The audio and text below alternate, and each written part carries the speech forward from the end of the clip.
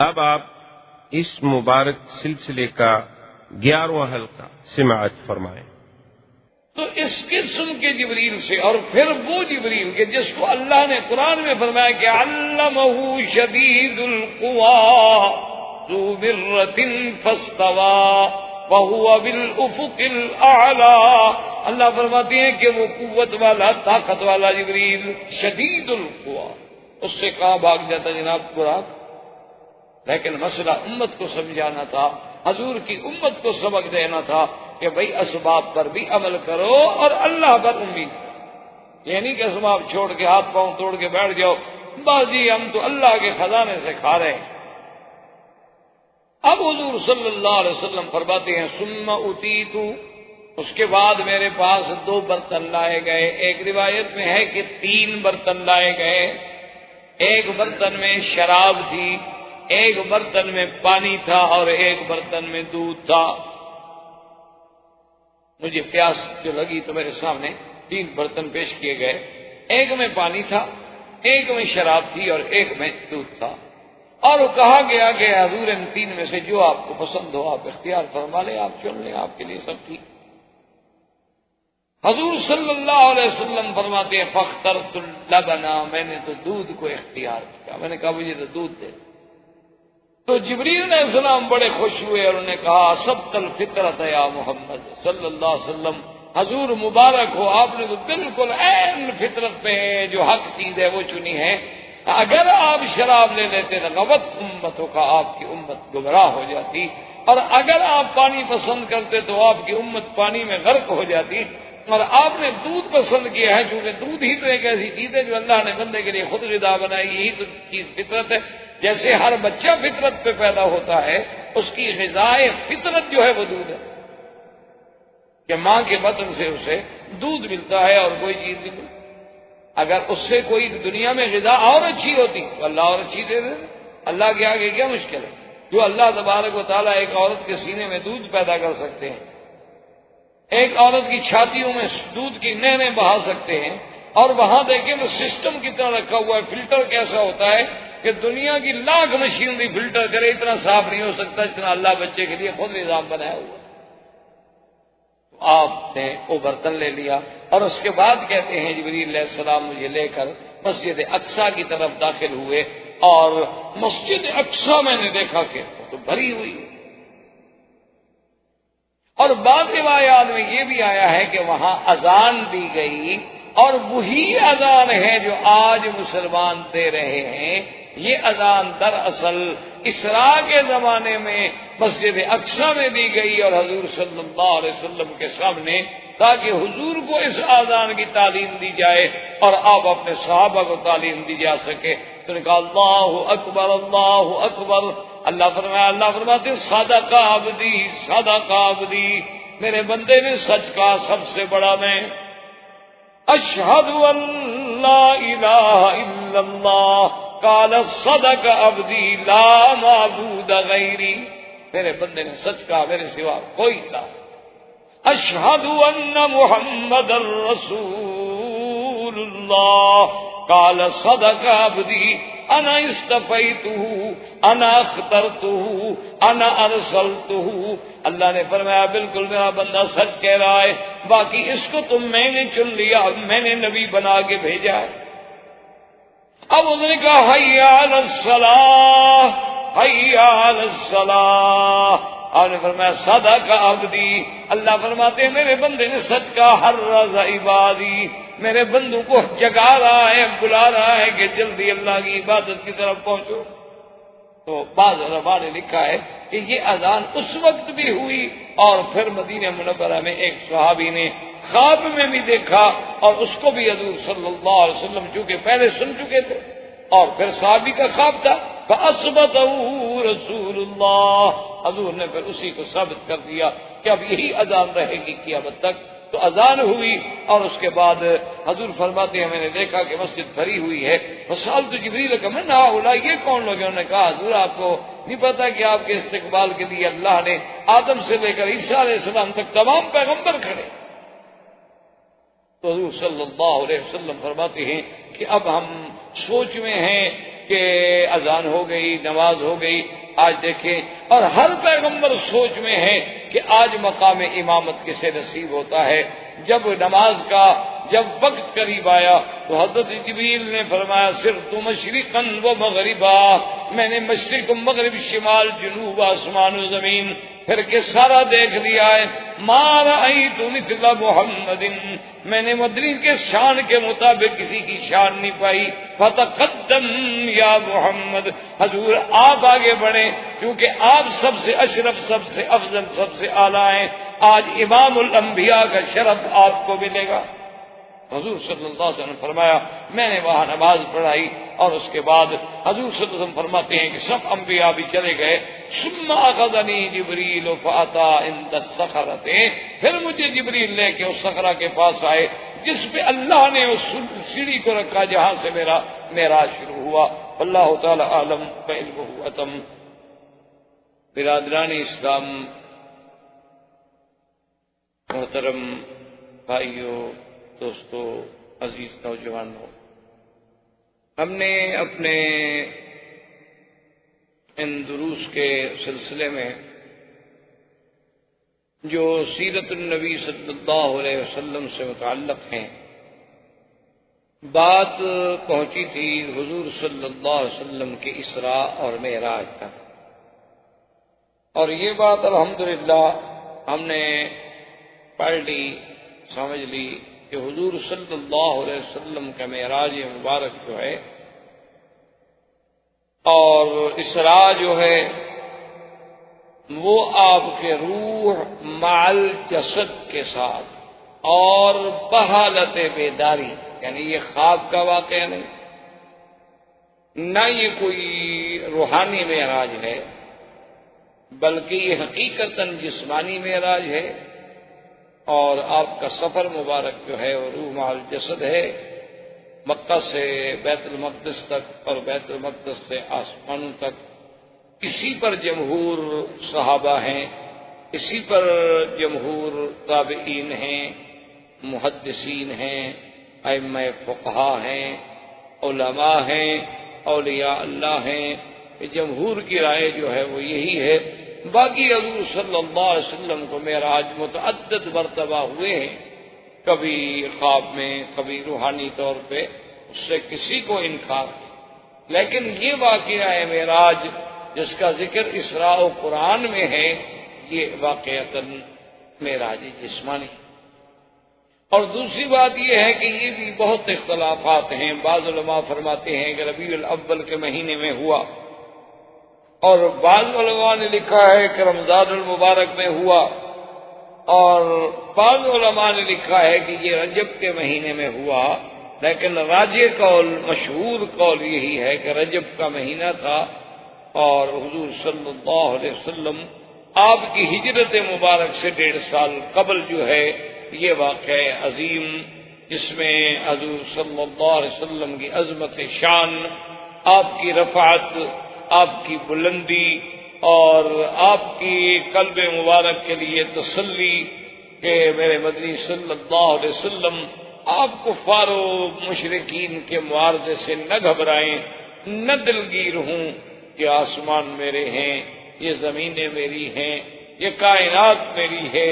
میں نے جب آپ کے لیے آسمانوں کو مسخر کر دیا ہے تو ان لوگوں کا کیا ہے؟ ہم جب چاہیں گے، یہ تو ہماری حکمت ہے کہ جب کوئی داعی دعوت پہ آتا ہے تو اس کی معارضت بھی ہوتی ہے، موافقت بھی ہوتی ہے اور مخالفت بھی ہوتی ہے، کیونکہ یہ ناممکن ہے دنیا میں کوئی بات، کوئی دعویٰ، اور وہ بھی سچا پیش کیا جائے اور اس کے مخالفت نہ ہو.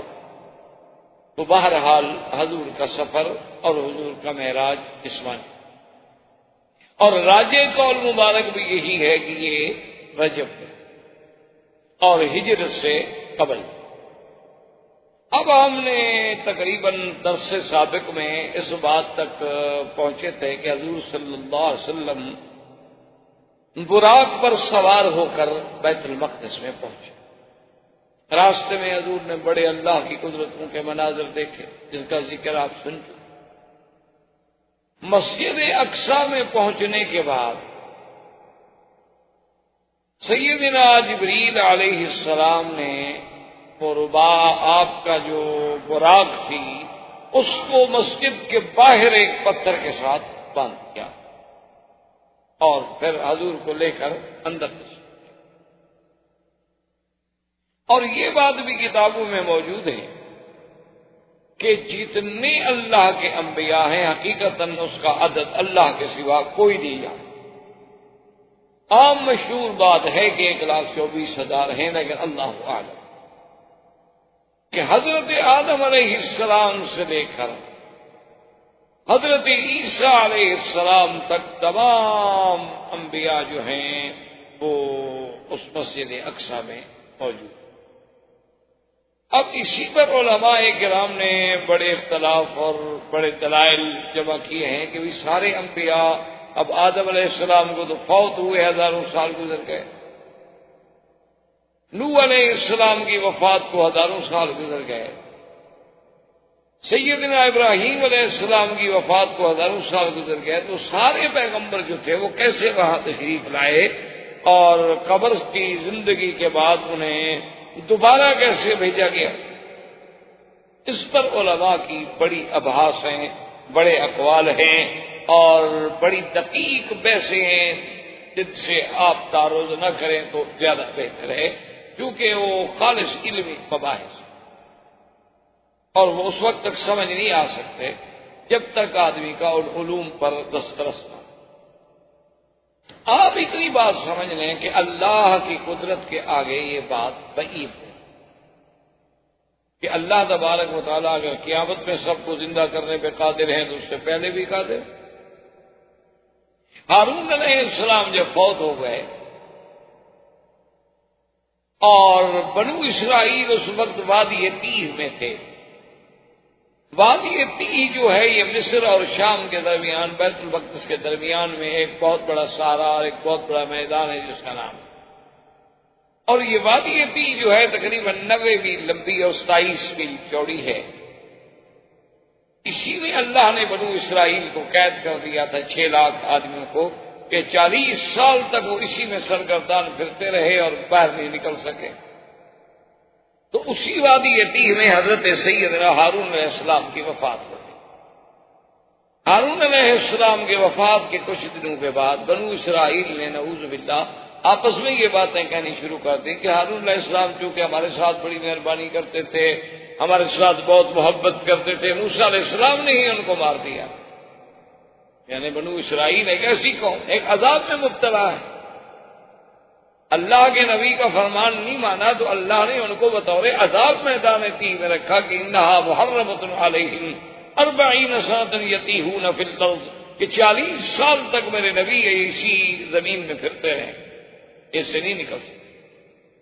اب دیکھیں خدا کی قدرت اور خدا کی سزا کہ ایسی جیل بنا دی جس کی کوئی دیوار نہیں، کوئی باڑ نہیں، کوئی تار لگانے کی ضرورت نہیں، کوئی پہرے کی ضرورت نہیں، کوئی رینجر، کوئی پولیس، کوئی پیرا، کوئی انتظامات، کوئی سپرنٹینڈنٹ جیل، کچھ بس حکم ہے کہ اس سے نہیں نکل سکتے 40 سال 6 لاکھ آدمی ہیں، 1-2 آدمی بھی نہیں ہے، ساری رات صبر کرتے اور صبح جب اٹھتے دیکھتے جہاں سے چلے تھے وہی۔ تو اتنے یعنی چیزیں دیکھنے کے باوجود حضرت موسیٰ علیہ السلام بھی الزام لگا دیا کہ ہارون علیہ السلام کو آپ نے قتل کر دیا۔ ہارون علیہ السلام بہت پریشان ہوئے، انہوں نے کہا عجیب بات ہے، میرا بھائی ہے، اللہ کا نبی ہے، میں اللہ کا کلیم ہوں، اللہ کا رسول ہوں، میں اپنے بھائی کو قتل کیوں کروں گا بھائی؟ نے کہا نہیں بس وہ ہمارے ساتھ جو کہ بہت مہربانی فرماتے تھے نا، اس غصے میں آپ نے قتل کر دیا ہے۔ حتیٰ کہ اللہ تبارک و تعالیٰ نے موسیٰ علیہ السلام کو بھی یہ معجزہ عطا فرمایا کہ آپ آئے اور ہارون علیہ السلام کی قبر مبارک پہ کھڑے ہوئے اور حکم دیا کہ اللہ کے اذن سے آپ زندہ ہو جائیں گے۔ ہارون علیہ السلام زندہ ہو گئے۔ انہوں نے کہا مجھے تو موسیٰ علیہ السلام نے نہیں مارا، میں تو اپنی طبیعی موت فوت ہوا۔ اب جناب شرمندہ ہوئے، اب کیا جواب دیں؟ تو اللہ اگر ہارون علیہ السلام کو زندہ کر سکے، اللہ تبارک و تعالی سرکار دو عالم صلی اللہ علیہ وسلم کو آپ نے صحیح مسلم میں حدیث ہے، آپ نے فرمایا کہ اسی سے اسراء والی رات میں میں ایک جگہ سے گزرا تو میں نے دیکھا کہ موسیٰ علیہ السلام قائم یصلی فی قبرہ، اپنی قبر میں کھڑے ہیں اور نماز پڑھ رہے ہیں۔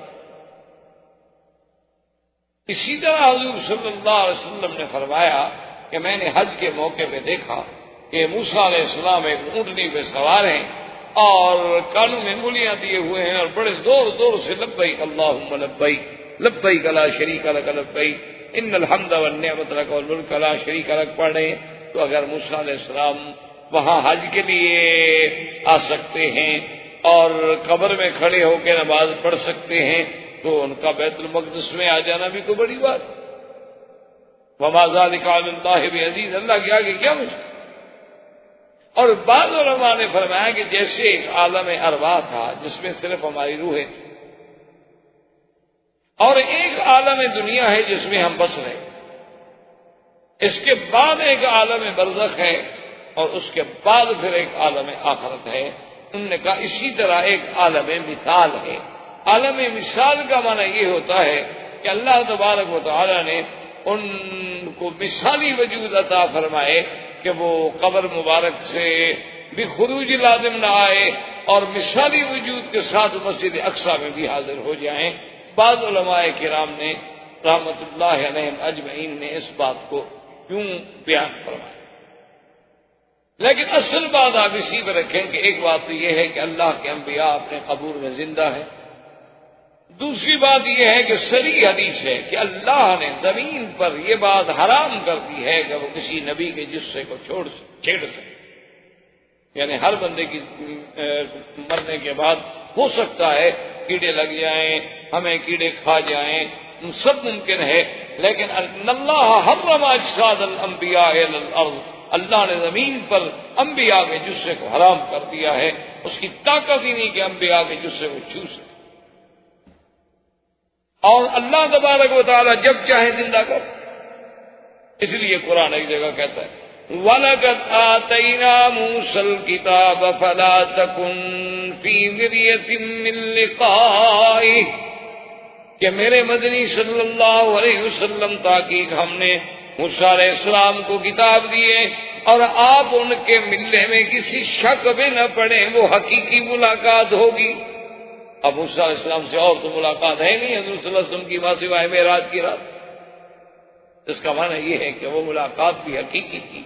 اور جیسے کہ بعض علماء نے لکھا ہے کہ بھی رات کے نہ گزرنے کا معنی یہ تھا کہ اللہ نے گردش و لیل و نہار کو روک دیا، بریک لگ گئے، بس ٹھہر جائے کہ اب میرے مدنی معراج پہ چلے ہیں، آپ جہاں ہیں وہی رکی رہیں بس۔ تو جب سارا نظام ہی رک گیا، سارے نظام عالم کو روک دیا گیا، اور یہ بھی اللہ کے آگے بعید نہیں۔ اللہ کے ایک پیغمبر یوشع ابن نون جب جہاد کر رہے تھے بیت المقدس پر، تو وہ جمعہ کا دن تھا اور جہاد اتنی طویل ہو گیا کہ بالکل سورج جو تھا وہ پیلا ہونا شروع ہو گیا، قریب تھا کہ سورج ڈوب جائے، اور صبح ہفتہ تھا اور ہفتے کے دن قتال ہو نہیں سکتی، ان کے نزدیک بند تھی اس زمانے میں کہ یوم السبت جو ہے قتال نہیں۔ اب حضرت یوشع ابن نون علیہ السلام کے دل میں خیال آیا کہ اتنی جہاد کے بعد، اتنی محنت کے بعد اب ہم بالکل فتح کے قریب پہنچ چکے ہیں، اور اگر آج کا دن گزر جاتا ہے اور رات آ جاتی ہے تو ہو سکتا ہے ان کو اور کمک پہنچ جائے، ہو سکتا ہے ہمارے حالات اور اچھے نہ رہیں۔ تو حدیث میں موجود ہے کہ آپ نے سورج کی طرف دیکھا اور فرمایا کہ انک مامورۃ وانا مامور، دیکھو تم بھی اللہ کی مخلوق ہو اور تم بھی اللہ کے حکم سے چلتے ہو، اور میں بھی اللہ کا بندہ ہوں اور اللہ کے حکم پر جہاد کر رہا ہوں۔ اللہم احمسھا، میرا اللہ اس کو روک دو، یہ رک جائے تاکہ وقت لمبا ہو جائے اور ہم جہاد میں کامیاب ہو جائیں۔ سورج رک گیا، آپ نے جہاد کیا، فتح ہو گئی، پھر بھی سورج کھڑا ہے اور آرام سے آپ نے عصر کی نماز ادا فرمائی۔ تو اگر ایک پیغمبر کے کہنے سے سورج رک سکتا ہے تو سرکار دو عالم صلی اللہ علیہ وسلم کے لیے یہ پورا نظام عالم جو ہے کیوں نہیں روک سکتا؟ اس کے روکنے میں کیا اشکال ہے؟ تو اس لیے علماء نے فرمایا کہ اس عالم کو اللہ نے روک دیا اور انبیاء کو وہاں بھیج دیا، اور اللہ کے آگے کوئی مشکل نہیں۔ اور اسی طرح یہ بھی روایات میں موجود ہے کہ اسی اسراء و معراج کی رات میں اللہ کے ایک فرشتے نے آذان دی، یعنی یہ آذان جو ہے یہ بھی لیلۃ المعراج سے ہے ایک بندے نے، ایک ملک نے آذان دی کہ اللہ اکبر اللہ اکبر، وقال اللہ صدق عبدی صدق عبدی۔ جب اس نے کہا کہ اللہ اکبر اللہ بڑا ہے تو اللہ نے فرمایا ہاں میرا بندہ سچ کہہ رہا ہے، میں ہی بڑا ہوں، مجھ سے بڑا کون؟ جب اس نے کہا اشہد ان لا الہ الا اللہ، اللہ نے فرمایا صدق عبدی، میرے بندے نے سچ کہا ہے، کیونکہ لا معبود بحق سوا، اللہ کے سوا کوئی الہ نہیں۔ اس نے کہا اشہد ان محمد رسول اللہ، قال صدق عبدی انا ارسلته وانا اصطفیته وانا ائتمنته۔ اللہ نے فرمایا کہ میرے بندے تو نے سچ کہا، محمد مصطفیٰ کو میں نے رسالت دی ہے، میں نے آپ کو نبوت کے لیے چن لیا ہے، میں نے آپ کو اپنے وحی کا امین بنایا ہے، تم ٹھیک کہہ رہے ہو۔ تو یہ آذان جو ہے علماء نے لکھا کہ اصل میں ایک فرشتے نے کہی اور پھر یہ آذان دی گئی محمد الرسول اللہ صلی اللہ علیہ وسلم۔ اور ایک حدیث میں آتا ہے کہ ایک صحابی نے خواب دیکھا تھا، وہ بھی بعید نہیں، کہ ابھی معراج کی رات بھی یہ چیز دکھائی گئی ہو اور ایک صحابی کو خواب میں بھی دکھلا دیا گیا ہو، کہ یہ کوئی ایسی بات نہیں ہے کہ دو آدمی خواب نہیں دیکھ سکتے، یا ایک واقعہ یہاں پیش آئے، ایک واقعہ کسی اور جگہ پیش آئے۔ تو اب جناب علماء فرماتے ہیں کہ آذان جب ہوئی تو حضرت آدم علیہ السلام سے لے کر سیدنا عیسیٰ علیہ السلام تک ہر پیغمبر اپنے دل میں متفکر بھی ہے، خیال بھی ہے اور تمنا بھی ہے کہ بھئی آج امامت کسے ملے گی۔ آدم علیہ السلام کے دماغ میں یہ خیال ہے کہ انا ابو البشر، کہ میں ہی تمام انسانیت کا باپ ہوں، مجھ سے زیادہ کون آج بلا مستحق ہو سکتا۔ نوح علیہ السلام کا خیال ہے کہ انا اول رسول ارسل الی اہل الارض، ساری دنیا کے لیے سب سے پہلے میں پیغمبر ہوئی اس کو بھیجا گیا،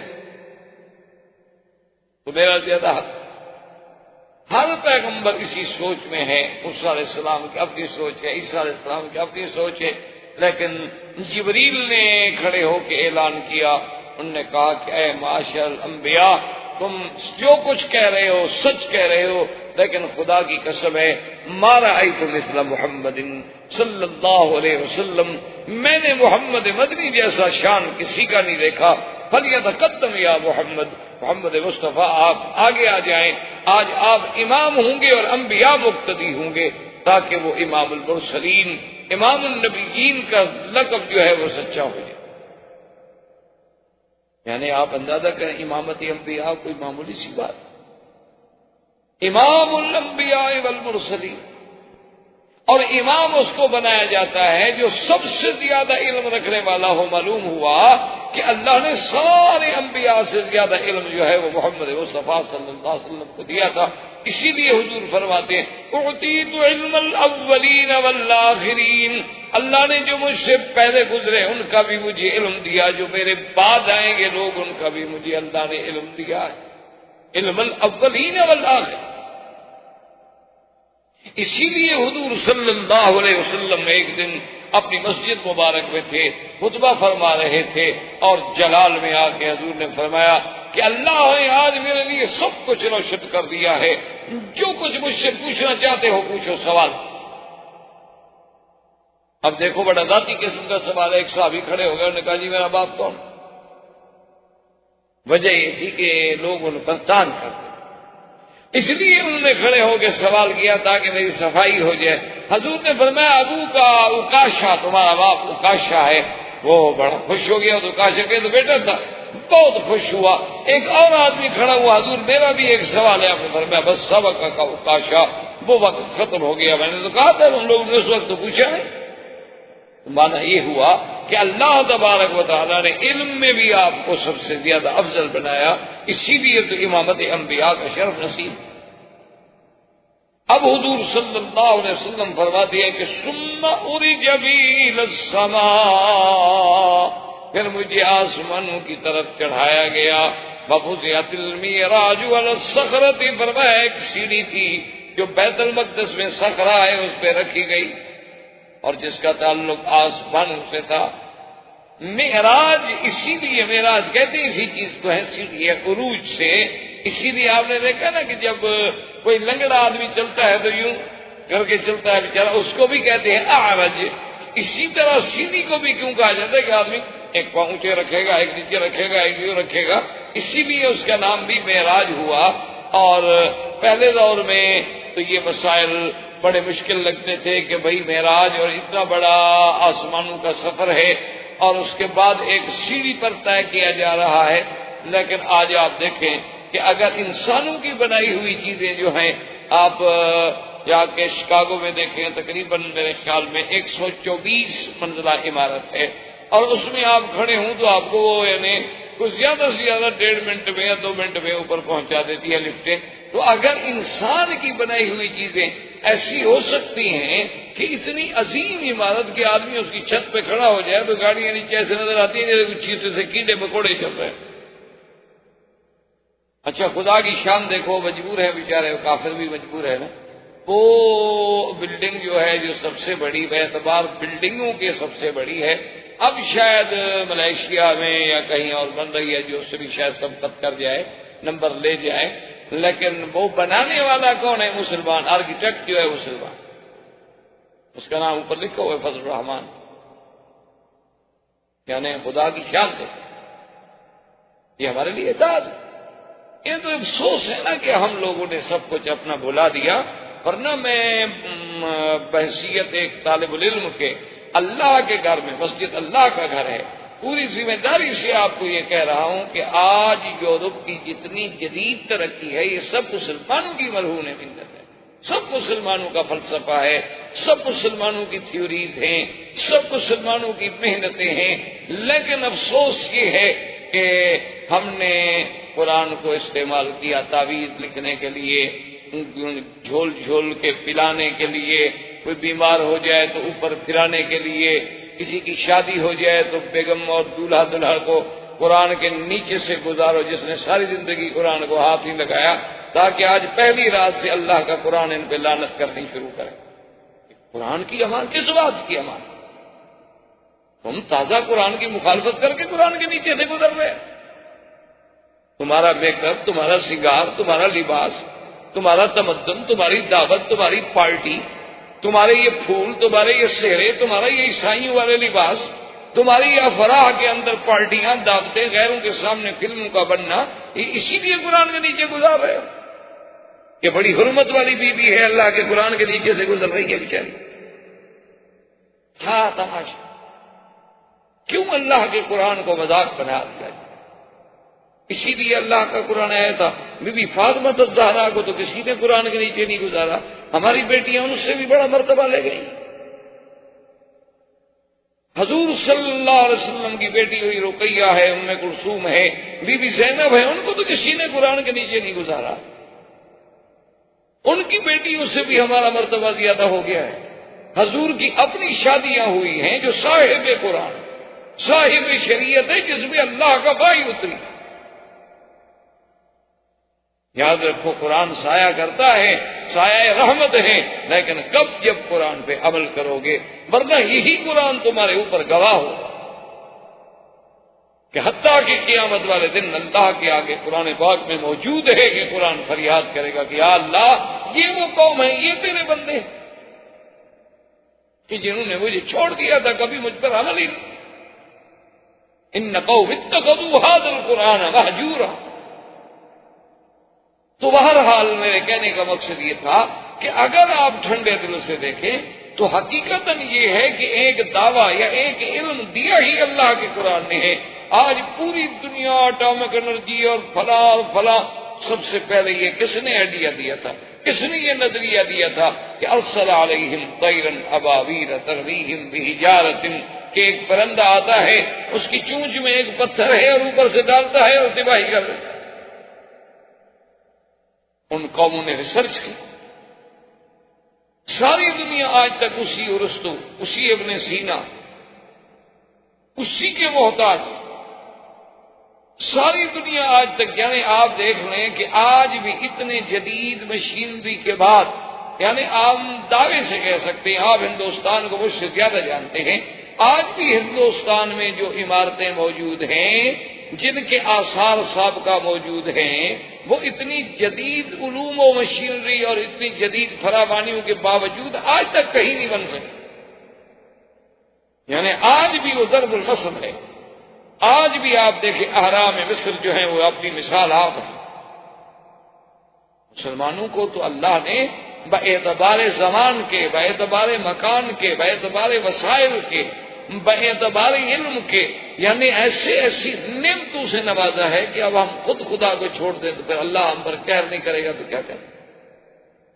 اگر ہم خود خدا کو چھوڑ دیں اور ہم خود یعنی مسلمان کافر کے سامنے شرمندگی محسوس کریں، کتنی دکھ کی بات کہ ہمارے سامنے ایک کافر آئے تو ہم اپنے آپ میں کمی محسوس کریں کہ یار یہ بہت ایڈوانس قوم ہے، پڑھے لکھے لوگ ہیں، بہت آگے ہیں، ہم ان سے کیا بات کریں گے جو کل تمہارے غلام تھے، جنہوں نے تم سے علم حاصل کیا، جنہوں نے تمہاری کتابیں چرائی ہیں، اور جنہوں نے غصے میں اور جلال میں نہیں، اس لیے تمہاری کتابیں غرناطہ میں جلا دی تھی کہ دریا جو تھے وہ سیاہی کے ساتھ تبدیل ہو گئے تھے کہ مسلمانوں کے ذخیرے کو کرش کر دو، ختم کر دو۔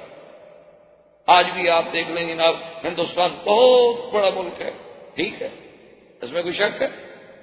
آپ دیکھ لیں ہندوؤں کی اور متعصب ہندوؤں کی حکومت ہے، لیکن آپ کا سب سے بڑا آئٹم پہ کام کرنے والا کون ہے؟ پھر بھی مسلمان۔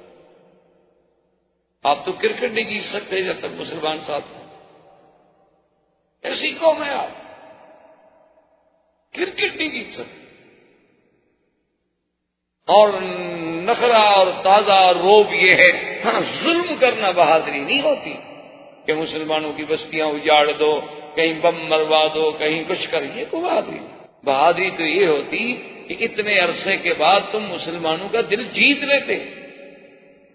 بہادری تو تب ہوتی کہ محمد ابن قاسم جہاں گیا، جب واپس جانے لگا تو لوگ دھاڑے مار مار کے رو رہے تھے کہ کہاں چھوڑ کے ہم جا رہے ہیں، تم کیا کر رہے ہیں؟ انہوں نے کہا میں تو اپنے امیر کے حکم کا پابند ہوں، مجھے حکم آ گیا واپس جاؤ، اس میں جا رہا ہوں۔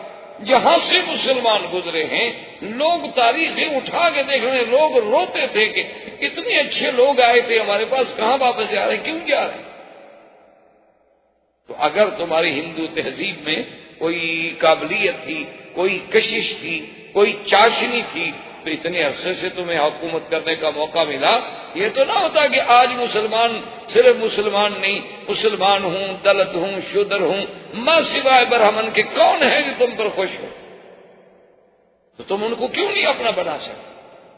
لیکن آخر کوئی وجہ تو ہے، تو اس لیے یہ ساری چیزیں جو تھیں کہ آج ہم جب وہ لفٹ دیکھتے ہیں تو مسئلے سمجھ آتے ہیں کہ مولا یہ تو انسانوں کی بنائی ہوئی ہے، تو نے اپنے نبی کے لیے پتہ نہیں کتنی تیز رفتار سیڑھی رکھی ہوگی کہ میرے مدنی بس تم بٹن اوپر کھڑے ہو جاؤ، بس نورانی بٹن کے ساتھ آسمانوں پہ ہم خود پہنچا دیں، تمہارے ذمہ کھڑا ہونا، ورنہ یہ نہیں کہ آپ چلتے رہیں اور سیڑھیوں پہ چڑھتے رہیں۔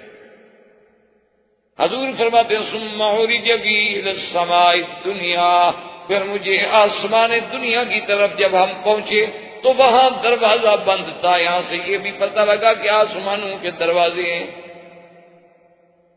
یہ نہیں کہ جدید فلسفی جیسے کہتے ہیں جی آسمان تو ہے ہی، آسمان کا کہتے ہیں وجود ہی نہیں، یہ کیا ہے؟ وہ کہتے ہیں جو تمہیں نظر آتا ہے یہ نیلگوں فضا ہے، اس کے اثرات ہیں وہ نظر آتے ہیں، آسمان نہیں۔ یہ جھوٹے ہیں۔ جب اللہ قرآن میں کہتا ہے کہ ہم نے آسمان پیدا کیے ہیں، الذی خلق سبع سماوات طباقا، اللہ فرماتے ہیں ہم نے آسمان 7 بنائی ہیں طبق، اور اس کے بعد علماء نے یہ بھی لکھا ہے کہ پہلا آسمان جو ہے موجن مکفوف، اور دوسرا آسمان جو ہے مرمرتن بیضاء، اور تیسرا آسمان جو ہے وہ لوہے سے بنایا گیا، چوتھا جو ہے وہ نحاس سے بنایا گیا، پانچواں جو ہے وہ فضہ سے بنایا گیا، اور چھٹا جو ہے وہ سونے سے بنایا گیا، اور ساتواں جو ہے وہ یاقوت احمر سے بنایا گیا۔ ہر آسمان اپنی اپنی جنسی الگ، لیکن خدا کی شان دیکھو، زمین کی جنس ایک، زمینیں بھی 7 ہیں، وَمِنَ الْأَرْضِ مِثْلُهُنَّ، اللہ نے فرمایا قرآن میں کہ زمینیں بھی اسی طرح جیسے آسمان ساتھ ہیں زمینیں بھی ساتھ ہیں، لیکن زمین کی جنس ایک ہے، زمین مختلف نہیں، یعنی ساتوں طبقات اس کے جو ہیں ان کی، اسی لیے قرآن جہاں بھی نام لے گا آپ دیکھیں کہ آسمان کا جمع کا صیغہ آئے گا، زمین کا مفرد کا صیغہ آئے گا، کیونکہ زمین وہاں مراد الارض سے جنس الارض مراد ہو۔ اللہ تبارک و تعالیٰ نے فرمایا سبع سماوات طباقا، ایک جگہ نہیں فرمایا، کئی مقامات پہ فرمایا افلا ينظرون الى الابل كيف خلقت والى السماء كيف رفعت۔ اللہ فرماتے ہیں نہیں دیکھتے میں نے آسمانوں کو کیسے بلند کیا ہے، کہیں فرماتے ہیں والسماء بنيناها بأيد وإنا لموسعون، کہ آسمانوں کو ہم نے اپنے ہاتھ سے بنایا، آسمان، اور پھر آسمانوں میں دروازے ہیں۔ قرآن کہتا ہے فَفَتَحْنَا أَبْوَابَ السَّمَاءِ بِمَاءٍ مُنْهَمِرٍ وَفَجَّرْنَا الْأَرْضَ عُيُونًا فَالْتَقَى الْمَاءُ عَلَىٰ أَمْرٍ قَدْ قُدِرَ۔ اللہ فرماتی ہیں کہ ہم نے آسمانوں کے دروازے کھول دیے جب نوح کی قوم پہ عذاب آیا، تو ہم نے آسمانوں کو حکم دیا کھول دو دروازے کا، اوپر سے بھی پانی برساؤ۔ یاد رکھو پانی کے خزانے جو ہیں بعض آسمانوں میں ہیں اور بعض بادلوں میں ہیں، بعض اللہ نے زمین کے نیچے رکھے ہیں اور بعض کو اللہ نے یعنی برف کی شکل میں پہاڑوں کے اوپر جمایا ہوا ہے کہ بغیر ٹینکیاں بنائے ہوئے تمہارا اتنا پانی اللہ نے محفوظ کر دیا ہے، اور وہ اتنی ایسی چیز جامد کر دی ہے کہ اس میں کوئی کچھ جراثیم کچھ اثر ہی نہیں کر سکتا، کوئی چیز قریب جائے خود ٹھنڈے سے بھر جائے اور محفوظ۔ اچھا ایک دن میں دھوپ میں پڑے تو پگھل جائے، ایسا بھی نہیں ہوتا، اللہ کا ایک ایسا نظام ہے۔ اور پھر وہ بادلوں میں یعنی پہاڑوں کے عروق ہیں، رگیں ہیں، ان رگوں کے ذریعے کچھ پانی تو بالکل زمین کے نیچے چلا جاتا ہے، جس کو تم پھر اپنا کنویں کھود کے پانی نکالتے ہو، جس میں تم اپنا، اور کچھ پانی ایسا ہوتا ہے جو زمین کی سطح پہ گرتا ہے جس کو تم نہروں کے اندر قید کرتے ہو، دریاؤں کے اندر قید کرتے ہو، ڈیم بنا کے پابند کرتے ہو، اور کچھ آسمانوں کے اوپر دریا ہے۔ اسی لیے روایات مبارک میں آتا ہے کہ عرش جو ہے وہ دریا پر ہے، پانی پر ہے، کیونکہ عرش کے نیچے ایک دریا ہے رحمت، تو اللہ چاہتے ہیں تو کبھی وہاں سے پانی برسا دیتے ہیں اور کبھی چاہتے ہیں تو بادل نیچے سے پانی کے قطرات لے کے اکٹھے ہوتے ہیں اور پھر اس سے پانی برستا ہے۔ اس لیے قرآن نے دونوں جگہ ذکر کیا، کسی جگہ پر فَفَتَحْنَا أَبْوَابَ السَّمَاءِ بِمَاءٍ مُنْهَمِرٍ، اور کہیں فرماتے ہیں أَأَنْتُمْ أَنزَلْتُمُوهُ مِنَ الْمُزْنِ أَمْ نَحْنُ الْمُنزِلُونَ، کیا ان بادلوں سے تم پانی برساتے ہو؟ کہتے ہیں نا جی وہ زمین کا سکر تھا، کشش کا جو درجہ تھا، وہ زمین میں وہ درجہ کس نے پیدا کیا؟ سیدھی بات کرو، کیوں کان کو یوں گھما کے پکڑتے ہو؟ زمین تم نے بنائی ہے، ہوائیں تم نے بنائی ہیں، دریا تم نے بنائی، جب خدا نے بنایا سیدھی بات کرو کہ اللہ باغ بارش دیتے ہیں جب چاہتے ہیں، نہیں دیتے ہیں۔ تو اللہ تبارک و تعالیٰ کے نبی جب آسمانوں پہ پہنچے تو حضور سرکار دو عالم فرماتے ہیں کہ جبریل علیہ السلام نے وہاں دروازے پر ناک کی تو اندر سے پوچھا گیا کہ من کون ہو؟ کہا جبرائیل، میں جبریل ہوں۔ کہا من ما کا تمہارے ساتھ کون ہے؟ قال محمد صلی اللہ علیہ وسلم، انہوں نے کہا میرے ساتھ تو محمد مصطفیٰ ہے۔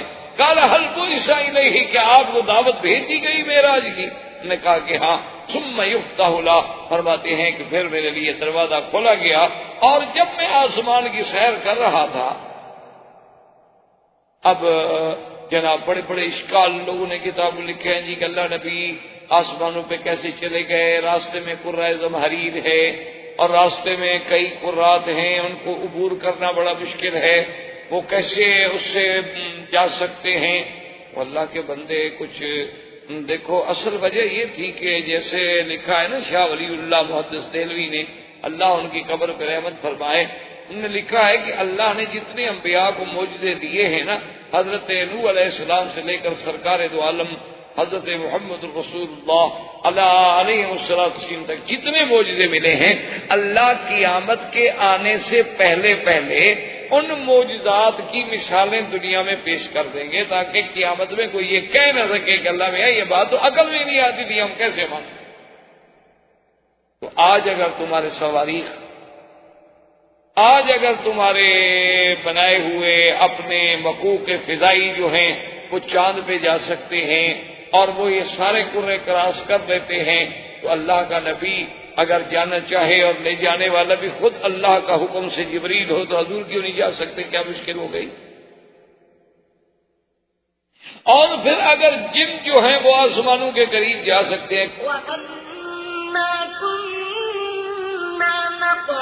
منها مقاعد للسمع فمن يستمع الآن يجد له شهابا رصدا، کہ ہم نے اپنے سننے کے لیے وہاں ٹھکانے بنا رکھے تھے، اگر جن وہاں جا سکتے ہیں تو سرکار دو عالم رحمت دو جہاں صلی اللہ علیہ وسلم وہاں کیوں نہیں جا سکتے؟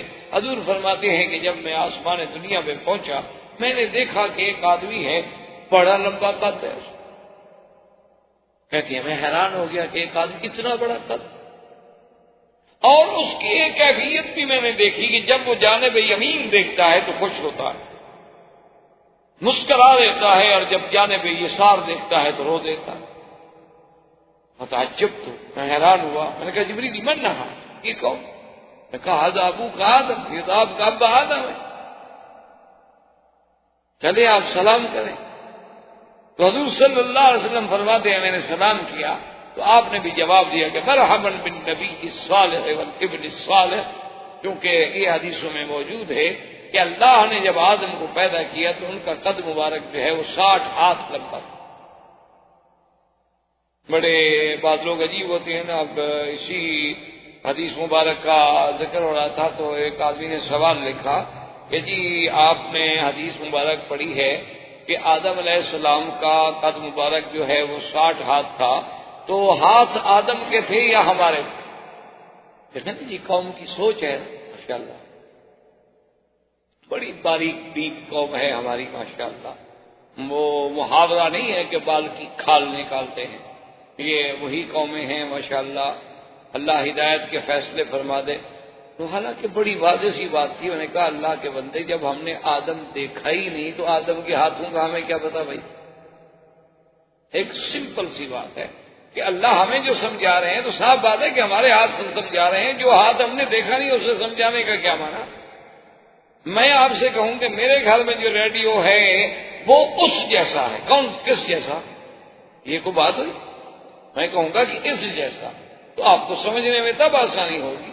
تو جب اللہ کہہ رہے ہیں 60 ہاتھ، تو 60 ہاتھ کہنے کا معنی یہ ہے کہ تمہارے ہاتھ، آدم کو ہم نے دیکھا نہیں تو آدم کے ہاتھ کا ہمیں کیا پتا؟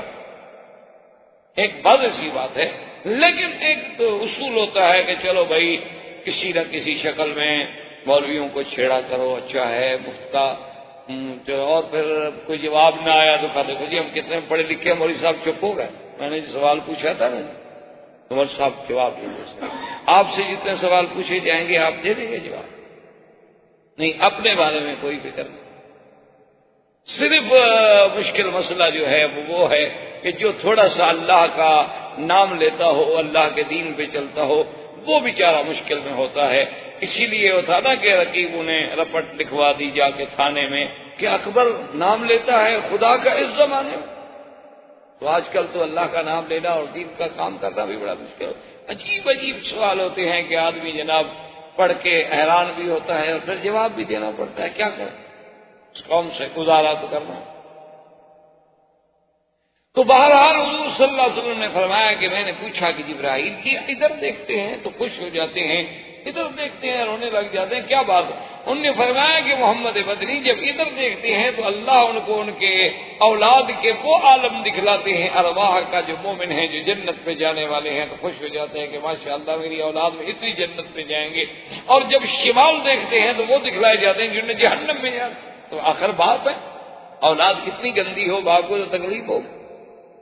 اس کے بعد حضور فرماتے ہیں ثم ذهبت اذا ارجت الى السماء الثانية، پھر میں دوسرے آسمان پہ پہنچا فاذا بابني خالہ، میں نے وہاں حضرت عیسیٰ اور یحییٰ سے ملاقات کی۔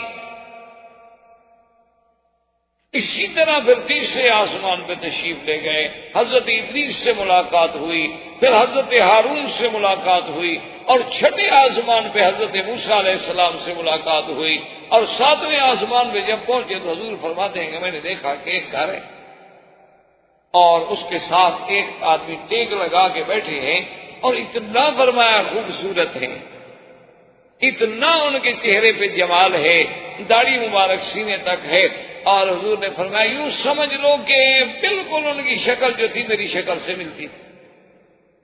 تو میں نے پوچھا کہ جبریل من ھذا، یہ کون ہے؟ فرمایا ابو کا ابراہیم، آپ کا ابا ابراہیم ہے۔ تو میں نے کہا جبریل یہ گھر کیا ہے؟ فرمایا بیت المعمور، یہ آسمان والوں کا کعبہ ہے، جیسے اللہ نے زمین میں کعبہ بنایا ہے اسی طرح ساتویں آسمان پر بھی کعبہ ہے۔ اس کعبے کا طواف بندے کرتے ہیں اور اس کعبے کا طواف اللہ کے فرشتے کرتے ہیں، اور کل یوم 70,000 ملک، 70,000 فرشتہ دن میں آتا ہے طواف کرنے کے لیے۔ اور جبریل نے کہا کہ محمد عربی اسی سے اندازہ لگا لو اللہ کے فرشتوں کا کہ جس نے ایک دفعہ طواف کر لیا اس کو قیامت تک پھر نمبر نہیں ملے گا۔ 70,000 طواف روز کرتے ہیں، اور ان کو پھر جو کر گئے بس وہ کر گئے، پھر ان کو قیامت تک موقع نہیں ملے۔ حضور صلی اللہ علیہ وسلم فرماتے ہیں کہ جب میں ساتویں آسمان پہ پہنچا اور اس کے بعد مجھے لے جایا گیا سدرۃ المنتہا، ایک درخت ہے بیری کا، اور اس کو منتہا کیوں کہتے ہیں یاد رکھیں کہ اللہ سے جو احکام آتے ہیں وہ بھی وہی آتے ہیں، پھر وہاں سے فرشتوں کو ملتے ہیں، اور نیچے سے جو ہمارے اعمال جاتے ہیں وہ بھی وہیں تک پہنچتے، منتہا ہو بس انتہا۔ تو حضور فرماتے ہیں کہ جب میں سدرۃ المنتہا پہ گیا تو میں نے وہ درخت دیکھا، فرماتے ہیں وہ کوئی درخت تھا عجیب سا درخت، فَإِذَا أَوْرَاقُهَا كَآذَانِ الْفِيلَةِ، اس کے پتے ایسے تھے جیسے ہاتھی کے بڑے بڑے کان ہوتے ہیں، ہاتھی کے بڑے بڑے کان ہوتے ہیں۔ تو اس طرح بعض علماء نے فرمایا کہ اللہ نے حضور صلی اللہ علیہ وسلم کو بھی ہاتھی دکھلایا، تبھی تو حضور نے تشبیہ دی، اور فرمایا فَإِذَا ثَمَارُهَا، اور اس کو جو پھل لگے ہوئے تھے، جو بیر لگے ہوئے تھے، وہ ہماری طرح کے نہیں تھے، فرمایا قرال حجر، جیسے بنو حجر کے مٹکے ہوتے ہیں نا بڑے بڑے، ایسے بڑے بڑے بیر تھے اس کے۔ اور حضور نے فرمایا کہ اس کے ہر پتے پہ اللہ کا فرشتہ تھا، اور اس کے بعد فرماتے ہیں کہ میں ابھی کھڑا دیکھ رہا تھا کہ اس کو ایک نور نے ڈھانپ لیا، جس کو قرآن کہتا ہے یغشی السدرۃ ما یغشی ما کذب الفؤاد ما رأى لقد رأى من آیات ربہ الکبریٰ۔ اللہ تبارک و تعالیٰ فرماتے ہیں کہ جب ڈھانپ لیا ڈھانپنے والی چیز اس رحمت نے سدرہ کے درخت کو، اور اس کے بعد جو کچھ میرے مدنی نے دیکھا بالکل حقیقت ہے، نہ تو آنکھوں کو دھوکہ لگا ہے اور نہ دل میں کوئی غلط خیال آیا، بلکہ اللہ نے آپ کو اپنی بڑی بڑی نشانیاں دکھلائی ہیں۔ اور اس کے بعد حضور فرماتے ہیں کہ ثم غشیا نور، پھر اس کے بعد ایک منظر بدلتا ہے کہ اس میں ایک ایسا نور چھا جاتا ہے، فرمایا کہ میں بیان کرنے سے قاصر ہوں، میں بیان نہیں کر سکتا کہ وہ کیسا نور تھا، فرمایا لمعنا تھا۔ اسی لیے علماء نے لکھا ہے کہ اندازہ کریں کہ حضور صلی اللہ علیہ وسلم جیسا فصیح اللسان افصل انسانیہ شخص جو ہے وہ نہ بیان کر سکے تو اور کس کی طاقت ہے کہ وہ بیان کرے گا۔ اب اس کے بعد فرماتے ہیں، اب یاد رکھیں کہ اس میں اکثر محدثین کرام اور بخاری و مسلم اور صحیح احادیث مبارک سے صرف جو ہمیں ثبوت ملتا ہے معراج کا وہ سدرۃ المنتہا تک ہے، لیکن بعض روایات میں یہ بھی ہے کہ اس کے بعد پھر رف آیا، اور فرماتی ہے کہ مجھے اس پہ بٹھایا گیا رف رف کی پوزیشن یوں تھی، یوں سمجھنے کہ جیسے ایک قالین بچھا دیا جائے اور قالین پہ کوئی کھڑا ہو، اور جب وہ اس کو اوپر اٹھایا گیا تو میں نے دیکھا کہ جبریل تو کھڑے ہو گئے، جبریل جو تھے وہ کھڑے تھے۔ تو میں نے کہا جبریل تم کیوں رک گئے؟ تم تو میرے ساتھ آئے ہو، تم تو زمین سے میرے ساتھ ہو۔ اس نے کہا کہ یا محمد صلی اللہ علیہ وسلم، اب میں اس جگہ سے آگے جو ہے بالکل نہیں جا سکتا، اگر میں ذرا بھی تجاوز کروں تو مجھے جلا دیا جائے گا، میری طاقت نہیں ہے کہ میں اگلے تجلیات کو برداشت کر سکوں۔ اس لیے کسی نے کیا خوب لکھا ہے، اس نے کہا کہ جہاں جبریل جیسے نوری فرشتے کے مقام کی انتہا ہوئی، وہاں سے پھر میرے مدنی کے مزید معراج کی ابتدا، صلی اللہ علیہ وسلم صلی اللہ علیہ وعلی آلہ واصحابہ وسلم تسلیما کثیرا۔ اسی طرح یعنی بڑا ایک شاہ جی رحمۃ اللہ علیہ کا ایک لطیفہ یاد آیا کہ کسی دور میں وہ اتفاق ہوا ختم نبوت کے مسئلے پر، تو قادیانیوں سے مقابلہ تھا، تو اس میں ایک بریلوی علماء کی طرف سے ایک بڑے بزرگ ہوتے تھے، ان کے ساتھ بھی لفظ نورانی، ایک تو آج کل ہے ہمارے نورانی صاحب، ایک اس زمانے میں ان کے ساتھ بھی لفظ نورانی لگتا تھا۔ خیر بہرحال تو وہ جناب اتحاد بنا کہ بھئی قادیانیت کے خلاف ایجیٹیشن اور تحریکیں اور فلاں۔ اب جناب ہر صورت یہ ہے کہ پھر ان کا زور تھا، اب تحریکوں میں تو پھر مار کھانی پڑتی ہے، جیلیں اور تشدد اور سب کچھ۔ تو وہ جو نورانی صاحب تھے وہ انہوں نے اس کے بعد بائیکاٹ کر دیا کہ بھی میرا اس اتحاد سے کوئی تعلق، بائیکاٹ ہو۔ تو شاہ جی رحمۃ اللہ علیہ بڑے عجیب خطیب تھے اور بڑی اچھی عجیب ان کی مزاح ہوتی تھی۔ تقریر فرما رہے تھے کہ کسی نے چٹ لکھا کہ حضرت آپ کو نورانی کیوں چھوڑ گئے؟ تو شاہ جی مسکرائے، انہوں نے کہا بھئی ان کی تو پرانی عادت ہے، یہ میرے نانے کو بھی چھوڑ گئے سدرۃ المنتہا۔ انہوں نے کہا ان کی تو پرانی عادت ہے، یہ راستے میں ہی چھوڑ جائے، تو اس میں ہمارا تو کوئی قصور ہے نہیں۔ اس نے کہا وہ نوری تھا نا اس لیے چھوڑ گیا، میں اگر خاکی بندہ مدنی کے ساتھ ہوتا تو جل جاتا، لیکن ساتھ تو نہ چھوڑتا نا، لیکن نوری تھا جل گیا۔ تو یہ بھی نوری لوگ ہیں، ہم خاکیوں کے ساتھ چل نہیں سکتے، ہم کیا؟ تو بہرحال یہ تو ایک لطیفہ تھا۔